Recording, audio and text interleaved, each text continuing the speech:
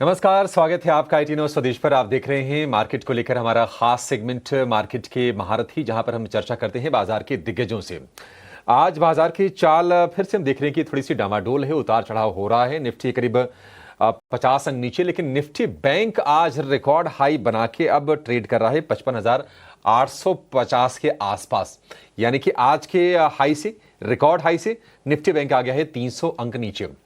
नतीजों का सीजन खत्म हो गया है, ट्रिगर वहां से बाएंगे नहीं। अगला जो ट्रिगर है RBI की पॉलिसी है, अगर हम डोमेस्टिक ट्रिगर की बात करें तो। और इंटरनेशनली हम देख रहे हैं कि थोड़ा सा ना ट्रेड वॉर को लेकर तनातनी बनी हुई है। अमेरिका चीन के बीच में, अमेरिका यूरोपियन यूनियन के बीच में भारत के साथ बातचीत होनी है ट्रेड डील को लेकर। और जियोपॉलिटिकल रिस्क भी हैं, कंसर्न्स हैं। रूस और यूक्रेन के बीच में युद्ध विराम हो नहीं रहा है, बल्कि संघर्ष और ज्यादा एस्केलेट होता हुआ दिख रहा है। ऐसे में आपकी प्लानिंग भारतीय बाजार में क्या होनी चाहिए? क्या 25,000 के आसपास इस माहौल में आपको नई खरीदारी करनी है? पोर्टफोलियो को कैसे प्लान करना है? कौन से सेक्टर्स हैं जो आकर्षक लग रहे हैं?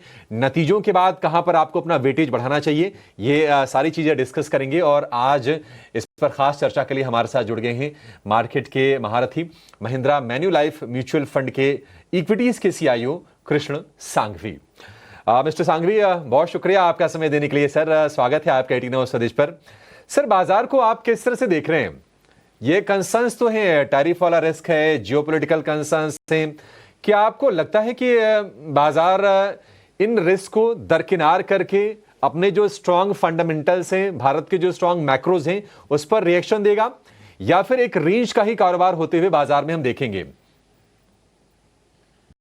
Thank you for having us. अगर हम बाजार देख के आपने जो जो वेरिएबल डिस्क्राइब किए, तो शायद इंडिया में सबसे बड़ा ट्रिगर है ये हमारी डोमेस्टिक इकोनॉमी या हमारी इकोनॉमिक ग्रोथ जो हम बोलते हैं। लास्ट 10 साल, 15 साल, 20 साल हम देखें तो मैक्रो पिक्चर ऐसा है कि जब तक इकोनॉमी ग्रो हो रही है तब तक इंडिया में ग्रोथ है तो equity market will try to appreciate the growth and market में वेल्थ क्रिएट होती रहेगी। अब ये जो बिग पिक्चर है उसमें अगर हम स्टेप बैक करें और देखें कि लास्ट 10, 15, 20 साल में भी कुछ ना कुछ वेरिएबल्स जो negative on that absolute short term जो दिखते थे, वो उस टाइम पे मार्केट में वॉलेटिलिटी होती है। लेकिन जैसे वो वेरिएबल्स चेंज हो जाते हैं, जैसे वेरिएबल सॉल्व हो जाते हैं, अगर बड़े प्रॉब्लम है तो सॉल्व हो जाते हैं या तो डाइल्यूट हो जाते हैं, तो market comes back to focusing on economy and growth. तो वो हमारी एडवांटेज है कि आज भी हम देखें तो 6.5% real growth in GDP for FY25। Nominal में देखें तो अंदाज से 10%, 11% का जो रेंज है इंडिया का nominal GDP growth rate. I think जब तक वो रेट कांस्टेंट है तब तक economy will grow, corporate earnings will multiply, investors will have more money to invest. तो वो macro picture we should not ignore. Yes, tariff is one variable जो जिस तरह से आज की अंडरस्टैंडिंग है कि शायद 9 जुलाई जो एक टाइमलाइन दी गई है from America saying that her country के साथ उन लोग इंडिविजुअली डिस्कस नेगोशिएट करके 9 जुलाई तक कुछ ना कुछ ट्रेड डील अनाउंस करेंगे फॉर ईच कंट्री। तो बाय दैट टाइम वो प्रॉब्लम शायद सॉल्व हो जाएगा। और टैरिफ जिस तरह से outcome we are also awaiting, लेकिन जब आउटकम आता है तो पता चलेगा कि does this negotiation open up something new for Indian companies. Because एक हमें नहीं भूलना चाहिए कि America is the largest consuming country in the world. So अगर ये ट्रेड डील की वजह से इंडियन कंपनीज को एक नया कस्टमर सेगमेंट मिल सकता है, तो we can some companies can scale up their exports, some companies can get a new markets। तो वो एक एडवांटेज है कि वो टैरिफ डील से हो जाएगा। But we to wait for outcome of that. बाकी triggers you are right, monetary policy शायद ये वीक का है। बट एक बिग पिक्चर देखे तो ऐसा है कि मार्केट में हर तौर पे ट्रिगर्स आ रहे हैं and that triggers play out their role. But ultimate trigger for India is still the economy and the growth. और जहां से हमें वो growth in corporate earning, growth in economy we should not ignore. Krishna sir, economy and growth are the ultimate triggers for India. Good morning to you, Mansi this side. Sir, economy और बाजार पर overall आपका stance तो हमने जाना, लेकिन there was a time जब market में जो ऑनगोइंग थीम्स हैं उन्हें चेज करने का ट्रेंड था। क्या ये ट्रेंड अब खत्म हो चुका है? बिकॉज लगभग हर दिन हम देखते हैं कि सेक्टोरल टर्निंग जो है वो बहुत अग्रेसिवली नजर आ रही है। Can we say that the markets have matured, the market participants have matured, अब रैशनल डिसीजंस लेते हैं? और अगर हाँ, तो आज की तारीख में अगर किसी को अपने पोर्टफोलियो को बनाना है, अपने कैपिटल को पार्क करना है, तो कौन से थीम्स, कौन से सेक्टर्स पर नजर होनी चाहिए? आई थिंक ट्रेंड तो मार्केट का बेसिक रूल है। ओनली प्रॉब्लम इज कि कभी कभार ट्रेंड की जो साइकिल है वो छोटी हो जा रही है, in the sense time frame wise. कुछ सेक्टर्स में 1-2 साल के ट्रेंड हुआ करते थे, अभी शायद 6 महीने 3 महीने में ट्रेंड चेंज हो रहा है। उसका दो रीजन है। एक रीजन है कि investors remaining same, but there is a new participant in the market called derivative traders. तो उनकी वजह से द ट्रेंड को जो जो आउटकम आना चाहिए in a medium term, suddenly outcome वो शॉर्ट पीरियड में आ जाते हैं in terms of stock price. So at a valuation is one trigger, and valuation suddenly makes some of these trends becoming shorter in cycle, क्योंकि आपकी जो price target है, आपकी जो expected earning in the stock price है वो जल्दी आ रही है। उसका शायद रीजन है कि शायद लिवरेज ट्रेडिंग की जो नई तरीके की I will not say investor based, लेकिन जो new trader community has come in, जिनको लिवरेज लेके वो इन्वेस्ट करना है, शायद उनकी वजह से some of this targets are met much earlier. So trends are in place.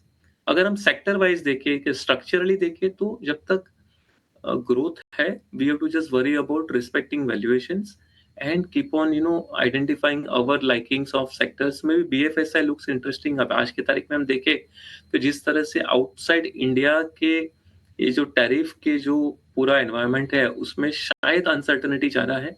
तो अगर हम इंडिया फोकस कंपनीज को इमीडिएटली देखें तो इंडिया फोकस कंपनीज में may be domestic economy, which is financial service, domestic economy, which is consumption, possibly that can drive the near term movement, because जहाँ पे आपको टैरिफ का इतना वरीज नहीं है, आपको टैरिफ आउटलुक की वजह से company earning can not change. तो clearly BFSI is one part. Within BFSI banks है, नॉन बैंकिंग कंपनीज है, एसेट मैनेजमेंट कंपनीज, इंश्योरेंस, आप देखिए पूरा capital market place, wealth management, etc. This entire piece possibly can also be interesting.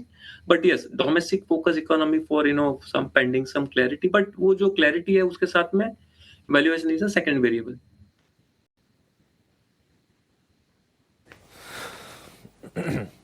ठीक है। Mister Sanghvi, दो theme पर आपसे मुझे थोड़ा स्पेशल व्यू चाहिए। एक तो है कंजम्पशन, जो टैक्स रिलीफ दिया गया बजट में, उसका शायद अब बहुत फ़ायदा मिला नहीं है कंजम्पशन वाले सेक्टर को। बीच में तमाम इवेंट्स आ गए, टैरिफ वाली टेंशन आ गई। अब मौसम अच्छा रहने की उम्मीद है, फिर से रेट कट की बात हो रही है आरबीआई की पॉलिसी में। तो इस स्पेस को कैसे देख रहे हैं? और दूसरा चीज़, कैपेक्स हमने देखा था कि पिछले साल के जो 2-3 क्वार्टर्स थे, कैपेक्स हुआ नहीं था, और आरबीआई की तरफ से रिकॉर्ड डिविडेंड भी मिला है सरकार को। कहीं ना कहीं फिस्कल डेफिसिट को मैनेज करने में उससे मदद भी मिलेगी। तो आपको क्या लगता है कि ये स्वीट स्पॉट में हैं ये दोनों सेगमेंट? हाँ जी, both segments are in sweet spot. Again अगर हम देखें तो ये दो सेगमेंट भी है जहाँ पे प्योर प्ले डोमेस्टिक इकोनॉमी है। टैरिफ की इतनी मुश्किलें या इतनी वरीज नहीं है। कंजम्पशन के बारे में देखें, क्लियरली यस, बजट ने जो टैक्स ब्रेक दिए थे इंडियन टैक्स पेयर्स को, उसके इम्प्लीकेशंस इस फाइनली कंजम्पशन पे आने वाली है।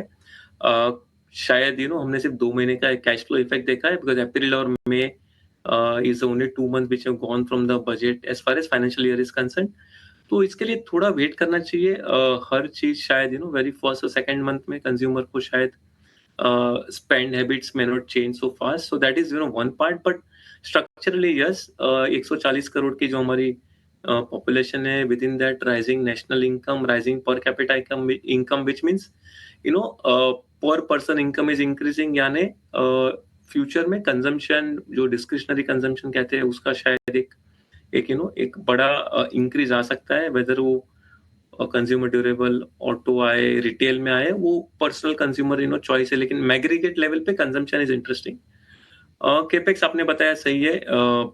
March April government spend on capex has change materially which is a good sign. शायद पिछले साल हम देखे may be starting with election period delays और deferrals, rather deferral is a right word, की वजह से थोड़ा बहुत केपेक्स स्लो डाउन देखा था वो 2-3 क्वार्टर में। लेकिन हम मार्च से देखे डेटा तो March April capex cycle is back from government side and capex is clearly overall picture में very interesting for India because we are creating capacity on every front। एक बाजू infrastructure capacity बन रही है, दूसरी बाजू supply to the world या PLI जो import replacement है, combination में so capex also is interesting and again as I said far more insulated economy in the sense के tariff का जो भी decision आएगा उसको capex में immediate implication नहीं है।